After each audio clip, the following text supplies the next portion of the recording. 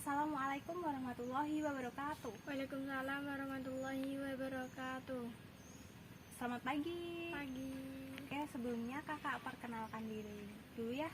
Nama kakak Kunti Mulyasaro dari kampus UPI Kamda Sumedang. Nah, sebelum kita memulai pembelajaran pada pagi hari ini, alangkah baiknya kita berdoa terlebih dahulu. Berdoa dimulai. Berdoa selesai. Bismillahirrahmanirrahim. Oke, di sini kakak akan menjelaskan materi pelajaran tentang IPA. Tentang makhluk hidup. Yeay. Ayolah antusiaslah. Oke, langsung saja ya. Makhluk hidup. Tahu nggak makhluk hidup apa? Enggak. Makhluk hidup merupakan makhluk ciptaan Tuhan yang Maha Esa yang memiliki ciri-ciri. Makhluk hidup dapat diklasifikasikan ke beberapa kelompok berdasarkan kesamaan cirinya. Makhluk hidup mencakup berbagai jenis organisme, mulai dari tumbuhan, hewan, jamur, dan ganggang yang bisa dilihat dengan mata. Manusia. Bisa dilihat dengan mata. Hingga banyak makhluk kecil yang dikenal sebagai protozoa, bakteri, dan archaea yang hanya dapat dilihat dengan mikroskop. Nah, selanjutnya ciri dan karakteristik dari makhluk hidup. Jika dilihat dari sudut pandang ilmu biologi, makhluk hidup atau organisme merupakan semua individu yang memiliki ciri-ciri kehidupan. Ciri-ciri kehidupan suatu makhluk hidup antara lain bernafas, bergerak, peka terhadap rangsangan. Nah, tiap-tiap makhluk hidup itu memiliki berbagai jenis organ untuk bernafas. Organ-organ ini tergantung pada ukuran tubuh, habitat, dan riwayat evolusi makhluk hidup masing-masing. Misalnya di daerah perairan, organisme ikan bernafas menggunakan insang. Namun di daerah daratan, sebagian besar makhluk hidup bernafas menggunakan paru-paru. Nah, seperti halnya manusia, mamalia, dan burung. Sementara tumbuhan bernafas menggunakan stomata dan lentisel. Jadi makhluk hidup yang kedua adalah makhluk hidup mampu bergerak. Ya, makhluk hidup dipastikan selalu memiliki kemampuan untuk bergerak. Berdasarkan posisinya, pergerakan makhluk hidup terbagi menjadi dua, yaitu gerak aktif dan gerak pasif. Sistem geraknya pun dilakukan dengan alat yang berbeda-beda, tergantung habitat dan evolusinya. Seperti pada burung yang bergerak di udara menggunakan kedua sayapnya. Sementara itu, tumbuhan melakukan gerakan pasif di tempatnya. Tetapi secara spesifik, tetap ada pergerakan naiknya zat-zat tanah menuju daun yang berguna bagi kelangsungan hidupnya. Begitu juga dengan hewan seperti gurita yang bergerak menggunakan tentakel atau lintah yang bergerak menggunakan otot perut. Ciri makhluk hidup yang ketiga adalah makhluk hidup peka terhadap rangsangan. Karakteristik lain dari makhluk hidup adalah kemampuan dalam merasakan berbagai rangsangan atau iritabilitas. Rangsangan ini dapat diperoleh dari bentuk beragam seperti suara, gelombang cahaya, aroma, suhu, hingga sentuhan fisik. Misalnya pada hewan, ayam jantan yang selalu berkokok di pagi hari, putri malu yang menurunkan daunnya saat disentuh, atau tikus yang hidungnya sangat peka terhadap dalam mencium aroma makanan. Nah, selanjutnya ciri makhluk yang keempat. Ciri makhluk hidup yang keempat adalah makhluk hidup membutuhkan makanan.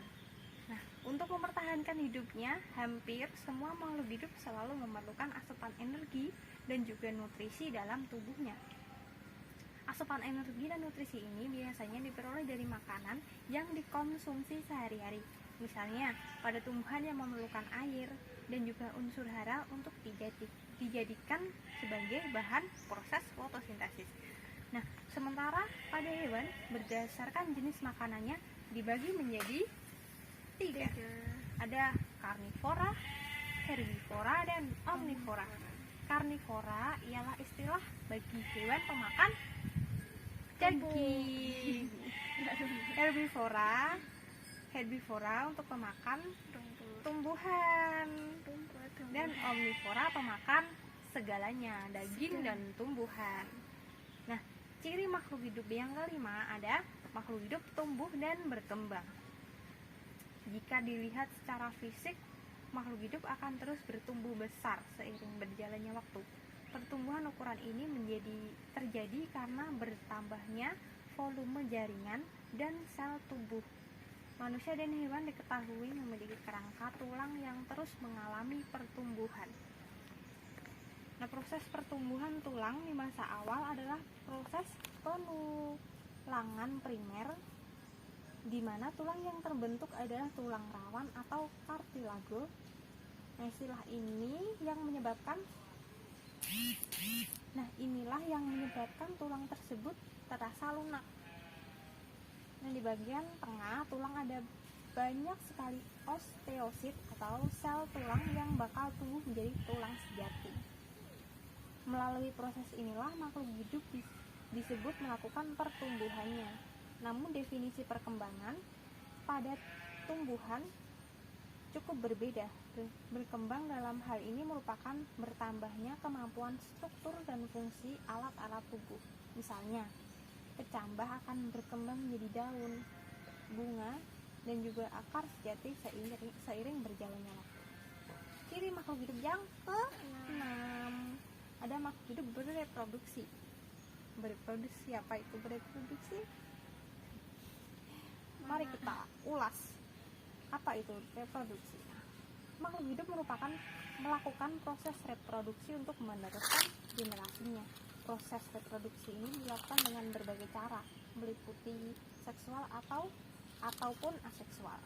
Proses reproduksi seksual biasanya membutuhkan waktu yang relatif lama, sebab proses ini memerlukan perkembangan alat reproduksi dan proses pencarian pasangan yang tepat. Nah, berbeda halnya dengan proses reproduksi aseksual yang hanya membutuhkan satu individu namun minim membawa varian genetika. Contoh proses aseksual pada hewan terjadi pada protozoa. Protozoa apa? Nah, yang bereproduksi dengan cara membelah diri atau bertunas seperti hidra. Sementara proses seksual terjadi pada monyet yang melahirkan ataupun ikan yang bertelur meski hidup di dalam air. Berbeda dengan tumbuhan yang melakukan proses reproduksi secara vegetatif dan generatif. Untuk reproduksi vegetatif biasanya terjadi pada umbi-umbian. Nah, sementara reproduksi generatif adalah proses penyerbukan oleh alat kelamin jantan yang berupa benang sari pada alat kelamin betina yang berupa putik. Sehingga proses reproduksi generatif lebih sering terjadi pada tumbuhan yang memiliki bunga dan buah. Nah, ciri makhluk hidup yang ke-7 ada makhluk hidup mampu beradaptasi. Adaptasi adalah suatu kemampuan makhluk hidup untuk bertahan hidup dengan cara menyesuaikan diri terhadap lingkungannya. Setiap makhluk hidup diketahui memiliki proses adaptasi yang berbeda sesuai kemampuannya dalam menghadapi situasi dan kondisi lingkungan tersebut. Pada dasarnya, adaptasi yang dilakukan oleh sebagian besar makhluk hidup ini terbagi menjadi 3 macam, yaitu bentuk tubuh atau morfologi, adaptasi proses metabolisme tubuh atau fisiologi, dan yang terakhir, adaptasi perilaku. Nah, contoh dari adaptasi morfologi bisa kita lihat pada bentuk paruh setiap burung. Beda-beda kan ya? Begitu juga dengan aneka bentuk gigi hewan yang berbeda-beda tergantung jenis makanan yang dikonsumsinya. Sementara contoh adaptasi fisiologi bisa ditemukan pada hewan ruminansia seperti sapi, kerbau, dan lembu yang memiliki enzim selulase untuk mencerna makanan di dalam tubuh. Nah, tak ketinggalan contoh adaptasi perilaku dari ikan paus yang bergerak menuju permukaan laut untuk sekedar mengambil udara sebagai proses bernafas. Ciri makhluk hidup yang ke-8 ada makhluk hidup mengalami ekskresi. Apa itu ekskresi? Nah, makhluk hidup yang selalu memerlukan makanan untuk bertahan hidup sehingga selalu mengeluarkan zat sisa makanan melalui sistem ekskresi. Contohnya adalah tumbuhan yang pasti melepas oksigen. Kemudian pada hewan singa yang akan mengeluarkan air seni dan fases dari tubuhnya sebagai bahan buangan yang tidak diperlukan oleh tubuh. Pirang menit? Mau pirang menit? Aduh, cepat. Nah, udah paham belum? Udah. Nah, cukup sekian ya materi yang dapat kakak sampaikan pada kesempatan kali ini. Terima kasih untuk waktunya. Ya. Udah ya? Kakak tutup. Wabillahi taufiq wal hidayah. Wassalamualaikum warahmatullahi wabarakatuh. Waalaikumsalam warahmatullahi wabarakatuh.